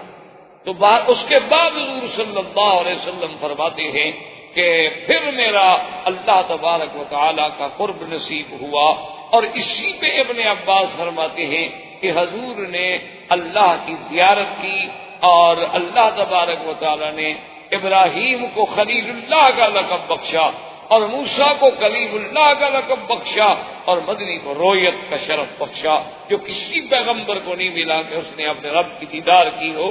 یہ صرف ملا تو سرکار دو عالم صلی اللہ علیہ وسلم کو ملا۔ اور اس کے بعد اللہ نے فرمایا کہ میرے مدنی آپ کی امت کے لیے تحفہ ہے کہ فرضت علی امت 50 صلاۃً، کہ 50 نمازیں ہم نے آپ کی امت میں فرض کی۔ پہلے احکام بڑے سخت ہیں۔ اچھا اگر جنابت ہو جائے مثلا 7 دفعہ غسل، اگر کپڑا پہ کچھ لگ جائے تو پہلے تو ایک حکم تھا کہ کاٹ دو، پھر ان کو ملا کہ 7 دفعہ دھو گے تو تب پاک۔ اور نمازیں بھی 50 ہوئی۔ 50 نمازیں فرض ہونے کے بعد جب حضور صلی اللہ علیہ وسلم ایک ہدیہ عظیمہ لے کے آئے، اسی لیے علماء نے لکھا ہے کہ یاد رکھو ساری شریعت جو ہے وہ جبریل لے کے آئے ہیں، ایک نماز ہے جو خود میرا مدنی محمد مصطفیٰ نے۔ ہر حکم نبی جتنا ہے، رمضان کے روزے ہیں، حج ہے، زکوٰۃ ہے، جہاد ہے، نکاح ہے، طلاق ہے، میراث ہے، احکام ہے، سب لانے والا جبریل ہے۔ ایک نماز ایسی چیز ہے جو لانے والے خود محمد الرسول۔ اور جیسے ملی کب؟ معراج کی رات میں۔ اسی لیے حدیث میں آتا ہے کہ نماز جو ہے دراصل یہ بھی مومن کا معراج ہے، کہ مومن جب نماز پڑھتا ہے، حدیث میں آتا ہے کہ ایسے انداز میں نماز پڑھو کہ انک ترا، کہ گویا تم خود خدا کو دیکھ رہے ہو۔ اور اگر یہ مرتبہ حاصل نہیں کر سکتے، ابھی اس مقام پہ تمہارا گزر نہیں ہوا، تو فَإِن لَّمْ تَكُن تَرَىٰ فَإِنَّهُ يَرَاكَ، وہ تو آپ کو دیکھ رہا ہے۔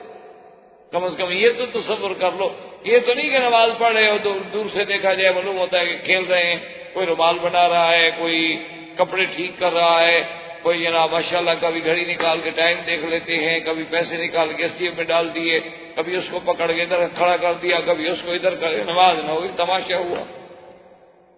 اور پھر دلائل دیتے ہیں کہ جی جائز ہے، بالکل جائز ہے، ضرورت کے لیے تھوڑا ہے کہ کھیلتے رہو، ہم بھی مانتے ہیں کہ جائز ہے، لیکن جب ضرورت ہو، یہ کہاں لکھا ہوا ہے کہ بلا ضرورت بھی جائز ہے؟ اور جی حضور صلی اللہ علیہ وسلم 2 قدم آگے تشریف لے گئے تھے، پھر 2 قدم پیچھے، تو نفل نماز پڑھ رہے تھے، فرض میں تو کبھی نہیں۔ نفل نماز میں تو توسع ہوتا ہے۔ تو بہرحال خیر، حضور صلی اللہ علیہ وسلم جب واپس آئے، حتیٰ کہ پتہ ہے ایک آدمی حضور کے سامنے اس نے صرف یوں کیا نماز میں، یوں تھوڑا سا کھجا، انسان ہے کھجلی ہو جاتی ہے، حضور نے فرمایا لو خشع قلبہ لخشعت جوارحہ، اگر اس کے دل میں خشوع ہوتا تو اس کے ہاتھ میں بھی خشوع ہوتا، کبھی نہیں ہلتے۔ اس کا مطلب ہے کہ اس کے دل میں ڈر نہیں، اس کے دل میں ڈر ہو وہ ہلے گا تھوڑا، یا وہ کوئی دوسری بات سوچ سکتا ہے؟ آپ دیکھیں ایک ہائی کورٹ کے جج کے سامنے آپ کھڑے ہوں، دیکھیں کیا حال ہے، ایک مجسٹریٹ کے سامنے کھڑے ہوں، دیکھیں آپ کیا حال ہے، اپنے متعلقہ آفیسر امیڈیٹ باس کے سامنے کھڑے ہوں، دیکھیں آپ کا کیا حال ہے۔ لیکن خدا کی دربار میں جو چاہ اور جی سرنگا بھی نماز ہو جاتی، ہاں جی بالکل ہو جاتی، کون کہتا نہیں ہوتی، بغیر قمیض کے بھی ہو جاتی ہے، جب وہ اتارتے ہو قمیض بھی اتار دیا کرو، کیا فرق پڑتا ہے، نماز اس کے بغیر بھی ہو جاتی، بغیر قمیض کے بھی نماز ہو جاتی۔ صرف آدمی کے سرہ سے لے کر گھٹنے تک اگر کپڑا باندھا ہوا ہے اور باقی بدن پہ کپڑا نہ ہو تو نماز تو ہو جاتی ہے۔ تو پھر جب آپ آتے ہیں، آج کل گرمی کا موسم اچھا ہے کہ بات تو بھی لٹکا دیا، نماز پڑھ کے پھر جب واپس گئے تو پہن لیا، تو تماشا ہوا، کوئی عبادت تو نہ ہوئی نا جی، کہ جو آدمی جو چاہے، جس کی مرضی آئے، جو چاہے، خود فلسفہ، خود حکم، خود قاضی، خود منصف، خود گواہ، خود شاہد، خود بیان کرے۔ اور اللہ کا قرآن کہتا ہے یا بنی آدم خذوا زینتکم عند کل مسجد، کہ جب میرے لیے نماز کے لیے آؤ تو پوری تیاری کر کے آؤ کہ اللہ کے دربار میں جا رہے ہو، اچھی طرح لباس ہو، کپڑے اچھے ہوں، خوشبو لگی ہوئی ہو، وضو کر کے آؤ اور بالکل خشوع خضوع کے ساتھ، قلب و قالب کے ساتھ اللہ کی طرف متوجہ ہوں۔ جب اللہ اکبر کرو، اللہ حضور نے فرمایا کہ جب تم نے نظر ذرا ادھر ہٹا دی تو اللہ بھی اپنی نظر رحمت ہٹا دے۔ اللہ کا نبی تو نظر نہیں ہٹانے دیتے اور ہم کھیلتے رہے۔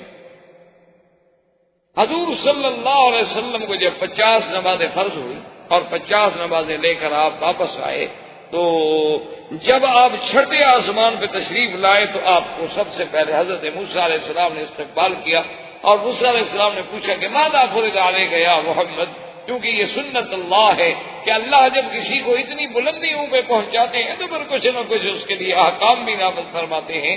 کیا فرض ہوا؟ حضور نے فرمایا فرض علی امتی 50 صلوات، میری امت پہ اللہ نے 50 نمازیں فرض کی ہیں۔ موسیٰ نے کہا ارجع الی ربک فاسألہ التخفیف، کہ محمد مصطفیٰ مہربانی کرو واپس جاؤ، اللہ سے تخفیف مانگو، کہاں 50 نمازیں آپ کی امت پڑھے گی؟ میں نے بنو اسرائیل کو دیکھا ہے، وہ 3 نمازیں نہیں پڑھتے، آپ کی امت 50 نمازیں پڑھے گی۔ آپ کی امت تو ماشاءاللہ، یہ تو ہو سکتا ہے کہ وہ 50 فلمیں بیٹھ کے دیکھ لے 24 گھنٹے میں، لیکن 50 نمازیں نہیں پڑھ سکتے۔ فلم دیکھے نا ماشاءاللہ جناب، 80 سال کا بوڑھا بھی ہو تو بالکل نظر ہلتی نہیں، معلوم یہ ہوتا ہے کہ بالکل یہاں رک گئی ہے، اب جام ہو گئی ہے پتلی۔ اور اللہ کے کعبے میں آئے تو کبھی ادھر رخ ہے، کبھی ادھر رخ ہے، پتہ نہیں کیا قوم ہے، ہم کدھر جا رہے ہیں، مجھے تو آج تک یہ سمجھ نہیں آ سکتا۔ بلکہ ایک میرا دوست ہے، مر گئے بیچارے، اللہ ان کی قبر پہ رحمت فرمائے، بالکل بوڑھے آدمی، 70 سال سے بھی عمر زیادہ تھی میرے خیال میں، اور بڑی ماشاءاللہ بیچارے بوڑھے ہو گئے تھے، اینک شینک بھی لگاتے تھے۔ تو ایک دن میں کبھی کبھی جاتا تھا ان کی خبر گیری کرنے کے لیے، تو ایک دن میں گیا تو بیٹھے تھے اپنے کمرے میں، بڑی مشکل سے بیچارے اٹھے، بوڑھے آدمی تھے، دروازہ کھولا اور بیٹھ گئے جب، تو اپنا میں نے دیکھا کہ وہ سامنے تو ٹی وی شی وی چل رہا ہے، میں نے کہا حضرت اس کو تھوڑا سا بند کر دیں گے، میں کر دوں، ہم آپس میں باتیں کرنے کے لیے۔ میں نے کہا میں ایسا کوئی نیک آدمی نہیں کہ نیکی کے لیے بند کر رہا ہوں، میں نے آپ سے باتیں کر، تو خیر میں نے اس کو بند کر دیا۔ تو اس کے بعد وہ رو کے جناب سننے لگے کہ ابھی ابھی مجھے ایسے تھوڑی سی نیند آ گئی تھی، ابھی سیدنا ابو بکر صدیق رضی اللہ تعالیٰ عنہ کی زیارت ہوئی، ابھی تشریف لائے تھے. میں نے کہا حضرت فلم چل رہی تھی اور اس وقت بند تھی. جب حضرت ابو بکر آئے تھے تمہارے کمرے میں بدبخت فلم چل رہی تھی اور حضرت صدیق بھی یہاں آئے تھے. میں نے کہا مجھے کوئی پاگل بناتے ہو یار، کسی اور بے وقوف الو کو مرید بناؤ، میں اتنا جلدی نہیں بے وقوف بنتا تمہارے آگے. اور تمہارے یہاں فلم چل رہی اور کہتے ابھی سیدنا صدیق آئے تھے. کیا بکواس کر رہے ہیں؟ خدا کا خوف کرو، اللہ سے ڈرو کہ جہاں یہ منکرات ہوں وہاں تو کوئی فرشتہ داخل نہیں ہوتا کہ جائے کہ سیدنا ابو بکر آ جائے. نہیں جی نہیں، اصل میں وہ میں نیند کی بات کر رہا تھا. میں کہ اچھی نیند کی بات کر رہے ہو، فلم چل رہی ہے، 80 سال کی تمہاری عمر ہے، تمہیں نیند ہے، اس کو تو بند کر دو. اس کو کیوں نہیں بند کیا؟ چلو تمہیں تو نیند ہے، اس کو کون دیکھ رہا ہے؟ یعنی جب ہمارے بوڑھوں کا یہ حال ہوگا تو ان بچوں سے ہم کیا امید کر سکتے ہیں؟ ان سے کیا توقع کر سکتے ہیں؟ یہ تو پیدا بیچارے فلمی دور میں ہوئے ہیں. ان کا کیا گناہ ہے کہ کسی ایکٹر کی شکل بنائیں، کسی کے بال بنائیں، کسی کی کاپی کریں، جین پہن کے. جانتے ایک تو خیر ہماری جان چھٹی ہے جب سے نے جین پہننی شروع کیا. نہ یہ غلطی ہے نہ دھونے کی ضرورت پڑتی ہے. والدین کو ایک بہت بڑا فائدہ ہو گیا، اور اتنا کہ 2 سال پیشاب کرتے رہو سارا اس کے اندر جذب ہو جاتا ہے. ایسا عذاب کا کپڑا اللہ نے ان کے گلے میں ڈالا ہے، ماشاء اللہ مبارک ہو ان کو کہ والدین خرچے سے چھوٹ گئے. اور جوں پرانی ہوتی جائے فیشن بنتا جائے، اور جتنے سوراخ زیادہ ہو جائیں اتنے آپ ماڈرن ہو گئے. عجیب عذاب ہے اللہ کا ان قوموں پر، اور بڑے فخر سے چلتے ہیں. اب تو لڑکیاں پہنتی ہیں ماشاء اللہ جی، اب تو ہم اور زیادہ ترقی کر رہے ہیں. انا للہ و انا الیہ راجعون. اس کے علاوہ ہم کچھ نہیں کر سکتے اور ہمارے بس میں. تو حضور صلی اللہ علیہ وسلم سے موسیٰ علیہ السلام نے کہا کہ حضور یہ 50 نمازیں کہاں پڑھیں گے آپ جائیں. حضور واپس گئے. اللہ نے فرمایا اچھا 10 معاف. پھر آئیں گے بھئی اب تو 40 ہو گئی ہیں. انہوں نے کہا نہیں حضور ارجع الی ربک، پھر معافی مانگیں گے، 40 بھی ادا نہیں ہو سکتی.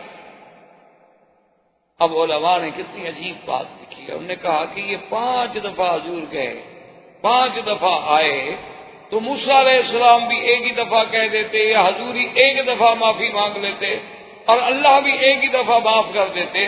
تو انہوں نے کہا کہ دراصل اللہ چاہتے تھے کہ میرے مدنی کو ایک معراج نہیں، ایک معراج میں 5 دفعہ پھر معراج ہو. ایک دفعہ تو بیت المقدس سے ہو اور ایک دفعہ پھر سدرۃ المنتہا سے ہو اللہ کی طرف. اور موسیٰ علیہ السلام یہ چاہتے تھے کہ رب ارنی انظر الیک، کہ میں نے تو اللہ کو دیکھنے کی درخواست کی تھی، اللہ نے قبول نہ کی. میں خدا کو تو نہ دیکھ سکا، لیکن جو آنکھیں خدا کو دیکھ رہی ہیں میں ان کو تو دیکھتا رہوں بار بار. کم سے کم یہ آنکھیں خدا کو دیکھ چکی ہیں، چلو میں خدا کو نہ دیکھ سکا تو محمد مدنی کی آنکھوں کی زیارت تو کرتا رہا، ورنہ تو ایک دفعہ میں بھی معافی ہو سکتی. آخر جب 5 نمازیں رہ گئی اور اللہ نے یہ فیصلہ فرما دیا کہ آپ کی امت پڑھے گی 5 لیکن لکھیں گے ہم 50. لا یبدل القول لدی، کہ میرے مدنی ہمارے ہاں فیصلے نہیں بدلے کر. لیکن اب یہ ہے کہ امت آپ کی نماز تو 5 پڑھے گی، من جاء بالحسنۃ فلہ عشر امثالھا، لیکن ثواب جو ہے ہم ان کو 50 کریں. واپس آئے موسیٰ نے کہا حضور پھر جان فرمائے انی استحییت ربی، اب مجھے بار بار درخواست کرنے سے حیا. اب اللہ نے جو فیصلہ فرما دیا ہے مجھے قبول ہے. وآخر دعوانا ان الحمدللہ رب العالمین. برادران اسلام، اس سلسلہ دروس میں ہم نے کافی دنوں سے اپنے دروس کا تعلق جو ہے وہ سیرت نبی پاک صلی اللہ علیہ وسلم سے رکھا ہے، اور الحمدللہ کہ اللہ تبارک و تعالیٰ کی توفیق سے، عنایت سے، فضل و کرم سے حضور صلی اللہ علیہ وسلم کی سیرت مبارک کے کچھ پہلو آپ کے زمانہ ولادت سے لے کر آپ کے اسراء و معراج تک بات پہنچی. اصل بات تو بہرحال یہ واضح ہے کہ اگر ہم ساری دنیا کی زبانیں، ساری دنیا کی کلمیں، ساری دنیا کے عقول و افکار اکٹھے کریں، حضور صلی اللہ علیہ وسلم کی سیرت کا بیان نہیں مکمل ہو. یہ تو ہماری خوش نصیبی ہوتی ہے کہ ہمیں بھی اس میں کچھ حصہ نصیب ہو جائے. جیسے ایک بڑا تاریخی واقعہ ہے کہ جب سیدنا یوسف علیہ السلام مصر کی منڈی میں نیلام ہو رہے تھے تو ایک بڑھیا عورت جو تھی وہ بھی آ رہی تھی اور تھوڑے سے سود کا چیزیں جو تھی وہ اس کے پاس تھی. کسی نے پوچھا کہ بیوی تم کہاں جا رہی ہو اس منڈی میں؟ یہ تو غلاموں کی منڈی ہے، یہاں تو غلام فروخت ہوتے ہیں، یہاں تو شاہوں کا کام ہے، بادشاہوں کا، امیروں کا، غنیوں کا. تو اس نے کہا میں نے سنا ہے کہ یوسف علیہ السلام جو ہے وہ نیلام ہو رہے ہیں. تو انہوں نے کہا عجیب بات کر رہی ہو، تمہیں تو عام غلام خریدنے کی طاقت نہیں ہے، اچھی جائے کہ تم یوسف علیہ السلام کی خریدار بنو. اس نے کہا بیٹا مجھے پتا ہے کہ میں نہیں خرید سکتی، میرے پاس کہاں دولت، کہاں پیسے، کہاں طاقت، لیکن کم از کم خریداران یوسف میں ہمارا نام تو لکھا جائے.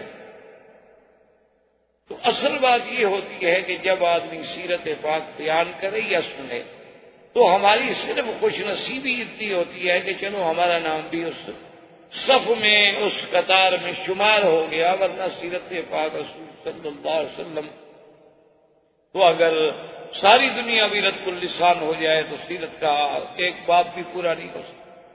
تو ہم سیرت کے دروس میں اس مقام پہ پہنچے تھے کہ حضور صلی اللہ علیہ وسلم جب بیت المقدس میں تشریف لے آئے اور آپ نے وہاں پر جتنے اللہ کے نبی، اللہ کے رسول، اللہ کے پیغمبر ہیں ان سب کو آپ نے نماز پڑھائی. تو اسی سے ایک بات یہ یاد رکھیں کہ یہ نماز ہے یا روزہ ہے یہ پہلی شرائع میں بھی موجود تھا، یہ حضور صلی اللہ علیہ وسلم کی شریعت میں نہیں ہے. یہ ابتدائی شریعت میں سیدنا نوح علیہ السلام، سیدنا ابراہیم الخلیل علیہ السلام، سیدنا موسیٰ علیہ السلام ہر زمانے میں یہ بات موجود. کیونکہ اگر یہ بات نہ ہوتی تو نماز تو معراج میں ملی ہے، تو پہلے حضور صلی اللہ علیہ وسلم کیسے نماز پڑھاتے؟ تو صاف بات ہے کہ نماز پہلے موجود تھی اور حضور علی ملت ابراہیم علیہ السلام عبادت فرماتے تھے. تو ایک تو لقاء انبیاء اور دوسرا مقام شرف جو ملا وہ تھا امامت انبیاء کہ حضور صلی اللہ علیہ وسلم کو امام الانبیاء والمرسلین بنایا گیا. اور یہ بات واضح ہے کہ امام اسی کو ہی بنایا جاتا ہے جو افضل ہو. ہاں یہ الگ بات ہے کہ کبھی کبھی مفضول بھی امام بنتا ہے، ورنہ قاعدہ جو ہے اصولی اور اساسی کہ وہ امام بنے گا جو سب سے زیادہ علم والا ہوگا، سب سے زیادہ تقوی والا ہوگا، سب سے زیادہ شان والا ہوگا. تو حضور صلی اللہ علیہ وسلم نے امامت کرائی. اور اسی بیت المقدس میں حضور صلی اللہ علیہ وسلم نے جب پانی کی خواہش کا اظہار فرمایا تو آپ کے سامنے 3 برتن پیش کیے گئے. بعض روایات میں یہ ہے کہ 2 برتن پیش کیے اور بعض روایات میں یہ ملتا ہے کہ 3 برتن پیش کیے گئے. ایک میں تو شراب تھی اور ایک میں دودھ تھا اور ایک میں عام پانی. اور ایک روایت میں یوں بھی آتا ہے کہ ایک میں شراب تھی، ایک میں شہد تھی اور ایک میں دودھ تھا. بہرحال حضور صلی اللہ علیہ وسلم کے سامنے یہ چیزیں پیش کی گئیں تو حضور صلی اللہ علیہ وسلم نے آپ نے دودھ کو اختیار فرمایا اور باقی برتن جو تھے وہ واپس کر دیے. تو جبریل علیہ السلام نے حضور کو مبارک پیش کی، یا رسول اللہ صلی اللہ علیہ وسلم آپ کو مبارک ہو کہ اخترت الفطرت، کہ آپ نے وہ چیز چنی ہے جو انسان کی فطرت سے تعلق رکھتی ہے. اگر خدا نہ خواستہ آپ شراب والا برتن لے لیتے تو غبت امتوں کا، آپ کی امت تو پوری کی پوری گمراہ ہو جاتی اور ڈوب. لیکن آپ نے دودھ کو اختیار فرمایا ہے اور دودھ جو ہے یہ انسان کی فطرت سے تعلق رکھتا ہے. اسی لیے یہ اتنی بڑی نعمت ہے کہ اللہ تبارک و تعالیٰ نے بچے کے پیدا ہونے کے بعد اس کے لیے جو غذا تجویز فرمائی ہے وہ دودھ ہے. ورنہ اللہ قادر تھے اور غذائیں بھی دنیا میں ہو سکتی تھی. اور اسی لیے میرے آقا سرکار دو عالم صلی اللہ علیہ وسلم کی حدیث مبارک ہے کہ جب کوئی آدمی آپ کو دودھ پیش کرے تو انکار، اس کو رد نہیں کیا جاتا. ایک خوشبو ایسی چیز ہے کہ کوئی آپ کو ہدیہ کرے تو آپ اسے رد نہیں کر سکتے، اور ایک دودھ ایسی نعمت ہے کہ اگر کوئی آدمی آپ کو پیش کرے تو آپ اس کو رد نہیں کر سکتے، اس کو ٹھکرا نہیں سکتے۔ ہاں یہ بات یاد رکھیں کہ بعض اوقات آدمی پہلے پی چکا ہے، اب وہ نہیں پی سکتا، یا بعض اوقات انسان کے بیماری ہے، کوئی تکلیف ہے جس میں دودھ سے ڈاکٹر نے منع کیا ہوا ہے، لیکن پھر بھی لے لے اس کے ہاتھ سے، اور لینے کے بعد تھوڑا سا ایک پھول لے کے رکھ دے تاکہ حضور صلی اللہ علیہ وسلم کی سنت پہ عمل ہو جائے کہ یہ ایک ایسی نعمت ہے کہ جسے ہم رد نہیں کر سکتے۔ اسی لیے بی بی ام سلمہ فرماتی ہیں رضی اللہ تعالی عنہا کہ جب حجۃ الوداع کے موقع پر حضور صلی اللہ علیہ وسلم تشریف لائے تو عرفات کے دن بی بی صاحبہ فرماتی ہیں کہ ہم اس مسئلے کو سمجھنا چاہتے تھے کہ کیا آج حضور کا روزہ ہے یا نہیں ہے، کیونکہ یوم عرفات کا روزہ جو ہے یہ بہت بڑا ثواب ہے۔ صحیح حدیثوں میں موجود ہے کہ جو آدمی یوم الوقوف عرفات والے دن روزہ رکھے تو اس کے 1 سال گزشتہ کے اور 1 سال آنے والے کے گناہ معاف ہو جاتے ہیں۔ تو اب دیکھنا یہ تھا کہ جب اتنی بڑی فضیلت ہے تو کیا حج کے دن حضور صلی اللہ علیہ وسلم نے عرفات پہ روزہ رکھا ہے کہ نہیں رکھا ہے؟ تو بی بی صاحبہ کیونکہ انبیاء علیہ السلام کی ازواج مطہرات تھیں، اللہ نے انہیں علم بھی دیا تھا، اب حضور سے پوچھنا جی آپ روزے سے ہیں کہ نہیں ہیں یہ بے ادبی میں شامل تھا۔ تو بی بی صاحبہ نے دودھ کا پیالہ بھیجا حضور کی خدمت میں، کیونکہ بی بی جانتی تھی کہ حضور دودھ کبھی رد نہیں فرماتے، تو اگر آپ کو روزہ نہیں ہے تو لازمی بات ہے کہ آپ دودھ نوش فرما لیں گے، اور اگر آپ دودھ نوش نہ فرمائیں اور لے کے کسی اور کو دے دیں تو اس کا مطلب ہے کہ آپ روزے کے ساتھ۔ تو حضور صلی اللہ علیہ وسلم اپنی اونٹنی پر تھے، اور جب وہ دودھ کا پیالہ مبارک پیش کیا گیا تو حضور نے لے لیا اور پی لیا، تو سب صحابہ نے دیکھ لیا کہ حضور صلی اللہ علیہ وسلم روزے کے ساتھ نہیں ہیں، کیونکہ آپ نے دودھ نوش فرما لیا ہے۔ تو اسی سے پھر محدثین نے اور فقہاء نے مسئلہ نکالا کہ عرفات کا روزہ رکھنا بہت بڑی فضیلت ہے، لیکن اگر آدمی حج کر رہا ہو تو اس کے لیے نہ رکھنا زیادہ افضل ہے، کیونکہ حضور صلی اللہ علیہ وسلم نے خود عرفات کے دن روزہ نہیں رکھا۔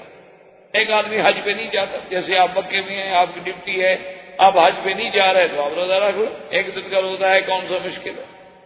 لیکن جو آدمی حج پہ جا رہا ہے اس کے لیے چونکہ محنت ہے، اس نے دھوپ میں جانا ہے، عرفات میں کھڑا ہونا ہے، گاڑی نہیں مل رہی، خیمہ نہیں مل رہا، بسیں نہیں مل رہی، وقت پہ انتظام نہیں ہو رہا، غسل کا پانی نہیں مل رہا، اس کے لیے اسلام نے اجازت دے دی کہ وہ اگر روزہ نہ رکھے تو ٹھیک ہے، ورنہ حضور صلی اللہ علیہ وسلم خود روزہ رکھ لے۔ تو اب حضور صلی اللہ علیہ وسلم فرماتے ہیں کہ ثم عرج بی الی السماء، اب مجھے پھر آسمانوں کی طرف یہاں سے حضور کا معراج ہوا۔ مکہ سے مسجد اقصی تک کا جو سفر ہے اس کا نام ہے اسراء، یہ معراج نہیں ہے، یعنی گویا ایک تمہید ہے معراج، لیکن یہ معراج ہے، اور اس میں اللہ تبارک و تعالیٰ کی کروڑوں حکمتیں کہ پہلے مکے میں شق صدر ہوا، آپ کا سینہ مبارک کھولا گیا، اس میں اللہ تبارک و تعالیٰ کی رحمت سے ایسی چیزوں کا اضافہ کیا گیا تاکہ آگے جن قرات سے میرے آقا نے محمد پاک نے گزرنا ہے وہ قرات آپ پہ اثر نہ کر سکے، اور دوسرا ایک ایسی سواری پر سوار کیا گیا کہ جس کا نام براق برق، کہ جہاں نظر پڑتی ہے وہاں قدم پڑتا، اور اس کے بعد پھر لقاء انبیاء علیہم الصلاۃ والتسلیم کے حضور کی اور اشتیاق بڑھ گیا، اور پھر حضور فرماتے ہیں کہ میرے معراج کی ابتدا جو ہوئی ہے وہ بیت المقدس سے ہوئی ہے، اور بیت المقدس مسجد اقصی میں ایک جگہ ہے صخرہ، اس کو کہتے ہیں صخرۃ بیت المقدس، ایک بہت بڑا پہاڑی، یعنی ایک بہت بڑا پتھر، وہاں پر سیڑھی رکھی گئی۔ تو اب جب پہلے دور میں ہم چھوٹے سے ابتدائی دور میں کتابیں پڑھتے تھے تو بڑی عجیب سی حیرت ہوتی تھی کہ بھئی سیڑھی پر آسمانوں کی طرف چڑھایا جانا ایک بڑا مشقت والا کام ہے، کہ جب آسمانوں کا فاصلہ جو ہے وہ تقریباً زمین سے لے کر پہلے آسمان تک 500 سال کا فاصلہ ہے، یعنی اگر آدمی پیدل چلے تو حضور صلی اللہ علیہ وسلم کے لیے سیڑھی کا آخر کیوں انتظام فرمایا گیا؟ تو اب جناب یہ ہے کہ اب جب اس دور میں سائنس ہمارے سامنے جدید ایجادات کا ذریعہ بنی اور جدید وسائل کا ذریعہ بنی، تو اب ہم نے دیکھا کہ آپ دیکھتے ہیں نا حرم شریف میں بھی ماشاءاللہ ایکسیلیٹر لگے ہیں کہ آپ کھڑے ہو جائیں اور سیڑھی خود بخود چل رہی ہے، آپ کچھ نہیں چل رہے، آپ کو کوئی مشقت نہیں ہو رہی۔ یہاں تو خیر بڑے تھوڑے سے فاصلے کے ہیں۔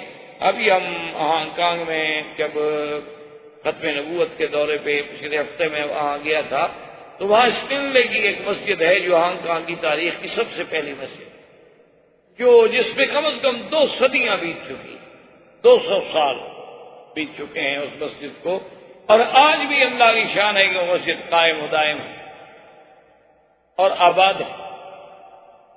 اور اب تو خیر وہاں کے مسلمانوں نے ماشاءاللہ ایک بہت بڑا اس کے لیے جامع منصوبہ بنایا ہوا ہے، لیکن بس وہ کچھ کوڈ پرابلمز ہیں کہ لوگ اس کی ایجادات پہ مسجد کے ساتھ جو جگہ ہے اس پہ قابض ہیں، ان کا اٹھانا مشکل ہو رہا ہے مسلمانوں کا۔ تو بہرحال میرے کہنے کا مقصد یہ تھا کہ جب اس مسجد کے لیے ہم گئے ماشاءاللہ، تو کئی میل تک ان سیڑھیوں سے ایکسیلیٹر سے جانا پڑتا ہے کہ بھئی وہ اتنی اونچائی پہ ہے کہ بس آپ ایک پہ کھڑے ہو گئے، پھر اس طرح آپ نے کچھ سفر طے کیا، پھر آپ تھوڑا سا پیدل چلے، پھر ایک اور ایکسیلیٹر آ گیا، پھر ایک اور آ گیا، تو میلوں تک کا سفر جو ہے اس کا اسی ذریعے سے طے ہوتا ہے، اور آدمی کو کوئی تھکن نہیں، کوئی احساس نہیں۔ کہ آپ نے قدم رکھا ہے، آپ کھڑے ہیں، آپ کوئی حرکت نہیں کر رہے، آپ تو نہیں چل رہے۔ تو اگر عقول انسانی ایسی آسان چیزیں بنا سکتی ہے، تو جو عقول انسانی کا خالق ہے اس کے لیے ایسی سیڑھی بنانی کیا مشکل تھی کہ سیڑھی پہ حضور کھڑے ہوں اور بس آسمان پہ پہنچ گئی؟ کون سا مشکل ہو جائے گا؟ جس نے انسان کو پیدا کیا، جس نے عقل انسانی کو پیدا کیا۔ اسی لیے ایک حدیث پاک مبارک میں یہ بھی آتا ہے کہ اول ما خلق اللہ القلم ثم خلق الدوات، یعنی خلق النون ثم خلق العقل۔ اللہ نے سب سے پہلے قلم پیدا فرمائی، اس کے بعد دوات پیدا فرمائی، اور اس کے بعد عقل پیدا فرمائی، اور اس کے بعد فرماتے ہیں وقال الجبار، اللہ فرماتے ہیں کہ اعجب الخلق الی العقل، کہ میری مخلوقات جو چیزیں میں نے پیدا کی ہیں نا، سب سے زیادہ پسندیدہ چیز جو ہے میرے پاس وہ عقل ہے۔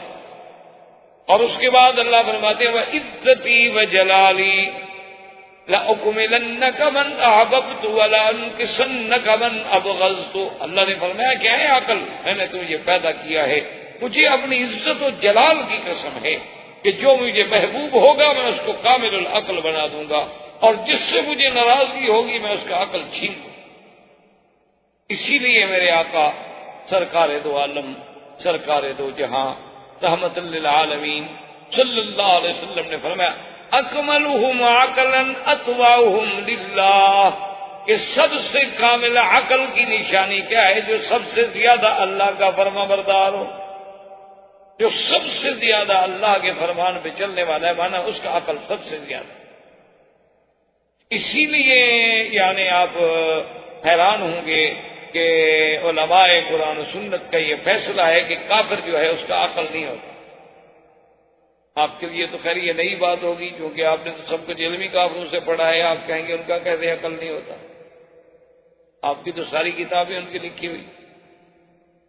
تو اصل بات یہ ہے کہ یہ قرآن کا فیصلہ ہے اور نص قطعی ہے کہ قیامت والے دن جب کافروں کو جہنم میں ڈالا جائے گا اور ان کو ملائکہ کہیں گے کہ بدبختوں تم جہنم میں جا رہے ہو، تمہارے پاس کوئی ڈرانے والا نہیں ہے، قالوا لو كنا نسمع او نعقل ما كنا في اصحاب السعیر، تو کافر کہیں گے کہ ہائے کاش ہم نے ان آنے والوں کی بات سنی ہوتی یا کچھ عقل سے کام لیا ہوتا تو ہم آج جہنم میں نہ ہوتے۔